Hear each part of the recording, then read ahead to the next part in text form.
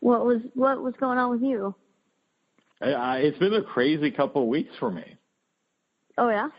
Yeah, so they had the eclipse here in town. Well, it was all over the place, but it was specifically here in town. I wasn't really sure what I was going to do.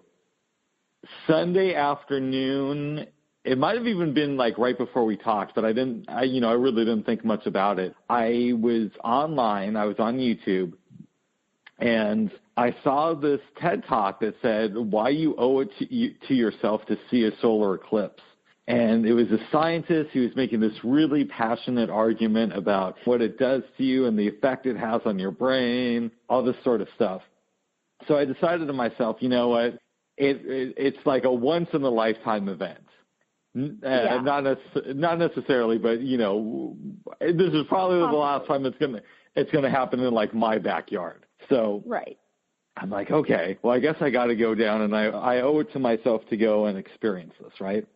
I had plans with a friend of mine to play music that morning, but we were going to play like an hour after the eclipse. We changed our plan. We're going to meet up at the waterfront, which is, I don't know how well you know Portland, but it's about this 15-block radius that's like a park on the actual water. People go there a lot to play music and run and this type of thing. So we agreed to meet there. The eclipse is around 10:19. I leave my house around 8:30 because I want to get down there, all that type of stuff. I'm walking down there. And there's hardly any traffic or any people on the street as I'm headed towards the waterfront. Get down there, text with my friend. He's coming. He smokes a little bit too much weed. So he ends up going under the wrong spot, and he still doesn't know where he ended up at. So we never met up. He smokes way too much. Some people don't need to smoke. It makes me glad I don't smoke. Anyway, so I'm waiting around for him because I don't know what's going on. I'm a little bit tense because of it. To also put this in proper perspective, I don't have protective eyewear because up until the night before, I'm thinking I'm just going to completely skip this thing, right? Yeah. But it starts getting a little bit darker and a little bit darker, and it never got to the point to where it's like, the middle of the night, but it got to where it's like dusk and, near the end of the day and the sun is just going down. And at one point, the colors get really, really odd. I think to myself, I should take a picture of this. So I pull out my phone, but I can't find the camera app. So I think to myself, you know what? This is a sign saying just appreciate this memory. And that ended up being a good decision because when I saw pictures that other people had taken during the solar eclipse, it really didn't capture it. So I put my phone away. It's just a couple of minutes before it starts happening, and I'm standing behind the street. There's tons of people, thousands of people. There's music going on. There's people celebrating, people preaching about God. And then all of a sudden it hits.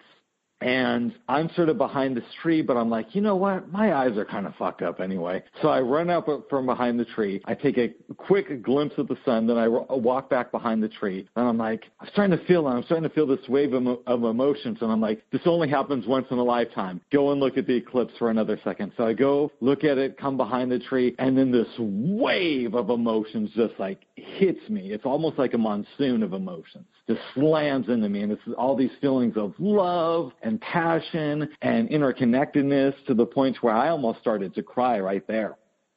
The eclipse ends, and I'm just standing behind the tree processing this, and my throat is still like choked up, and then I come back to normal, then my throat gets choked up again, and I feel that I'm going to cry, and then I don't. Somebody walks by the crowd and makes a smart-ass comment, so I start to laugh.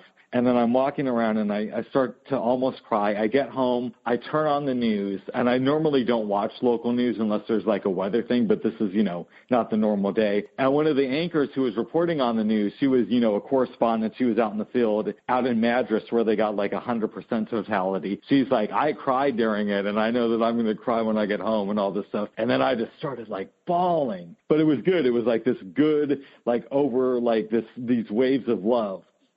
So and then I stay in all that day, and I'm going between like crying and meditating and processing the experience. I go out that night to this event, and I am just not listening to anything anybody's saying. I'm catching like every 10th word. It's like this speaker thing at Powell's bookstore. Come home. I didn't start to come down from like the eclipse high until like 2 days later. So it's like 2 days of me just crying and meditating and processing this whole thing. So yeah, that was my experience with the eclipse. It was very, very, very powerful. One of the most powerful experiences I've ever had. And I'm definitely going to be at the one that's going to be occurring in Texas in 2024. But there are other ones earlier that they're just not visible in the U.S. And I don't know how I'm going to do it, but I'm going to try to get to those ones too. Wow, cool. Yeah, I woke up for it, and well, not woke up. I mean, I was awake, but like I went out for it. I didn't go anywhere. We just like went on the balcony, but it was we had pretty good. We were in a pretty good spot for that. I don't know if it was 100%, but it, Close. Pretty good. And I can't see at all, of course. So it doesn't. I don't know that. Like, I didn't see anything, obviously, but it's weird. Like, I felt really sad all that day. I don't think it was that I couldn't see it. I think it was just like, I don't know. It was weird. But, like, I felt like crying too, but I don't know, like, for very different reasons. That's interesting. So I'm curious about this. Well, let me tell you one more thing, and then I'm interested to get your thoughts. Like I said, I was crying and meditating for the next couple of days, but once I got home, I started texting people and asking them, what did you guys do? And I expected most of my sighted friends, or most of my blind friends, rather, to say that they stayed home and they didn't really experience it. It took me until like late Wednesday until I found somebody I knew who was sighted who actually left their house for the eclipse. Like, all my sighted friends stayed at home too, which I thought was like really, really odd. So when you experienced this and you were sad, did you talk about it with anybody? No. I mean, No. A little bit. I talked about it with a friend, and he was like, yeah, I'm kind of feeling sad too. And I was like, because we were trying to meet up and it didn't work out. And I was like, sorry, I just like want to be around somebody that I'm happy around. And he's like, yeah, me too. I'm feeling kind of like low. I'm like, yeah, it's really weird. Apparently I shouldn't be feeling that because a lot of people were like super excited about it or whatever, but I don't know.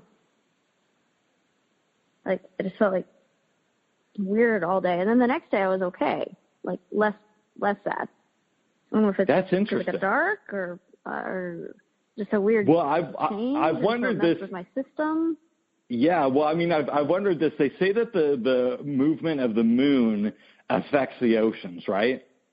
Mm-hmm. And our body, you never know how much of it, because you hear everything from like 95% water to like 50% water, but our body is made up a lot of water. And so I'm wondering if that's the reason it brought out all these emotions in people. Yeah.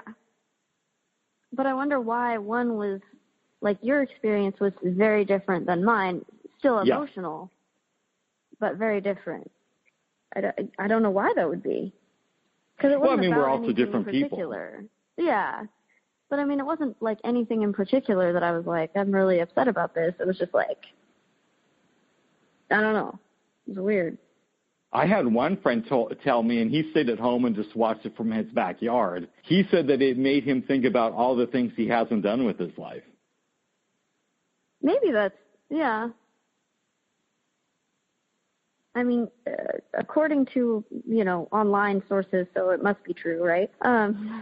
It can affect your mood.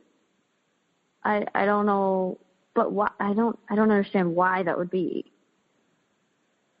Like, it's just the moon going behind the sun for like, or it's just the moon blocking the sun for like 10 seconds, and then it's like. Yeah, it's not really blocking the sun. It's like the illusion of it blocking the sun too. Yeah. So it's like, okay, big deal. Like, as a human and as a blind human especially, like, why would that affect me? I don't know. Yeah, on paper it doesn't make sense. Or was it? Yeah, I don't know. It's very strange, but I'm glad you had a happier experience than I seemed to. Oh yeah, it was. I mean, I don't want to get all out there, but it was very spiritual. I might have to go to Argentina in 2019 when the next one is going on. I've been doing research on it. That'd be cool. Yeah, it's going to be complicated to get there. And again, I don't know if I can do it, but without question, if I'm still alive and not in jail or in the hospital, I will definitely be at the one in Texas in 2024 on April 18th. Yeah, it would be interesting to see if, to see if I had the same experience, or if or if it wouldn't affect me, or if it would affect me differently. It'd be interesting to find that out. So are you considering going to Texas in 2024? I mean, it's a possibility. It seems like a long way to go for something I'm not going to see, but. Right. But yeah, I mean, we'll see. We'll see what happens. Would you like to come to a foreign film with me where there's just subtitles? Sure. Yeah.